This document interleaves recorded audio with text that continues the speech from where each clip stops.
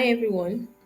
Today's video will walk you through on how to save an image from Google Docs. First, open up your Google Docs interface containing the document with the image you want to save. Now, you select the image,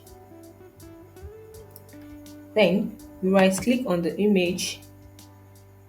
In the options that appear, you select View More Options. Now, you click on Save to Keep.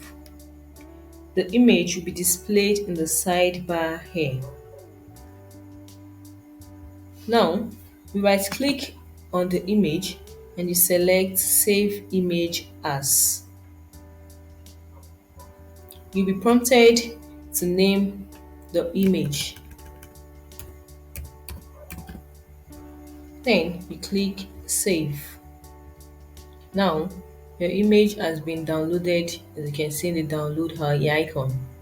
You click on it to open it, and you can now see your image is now saved to your PC. Open up your file manager and you can see in the downloads section your image is there. So that is how you save an image from Google Docs. Hope this video helps you out. Please like and subscribe to the channel for more tips. Bye guys.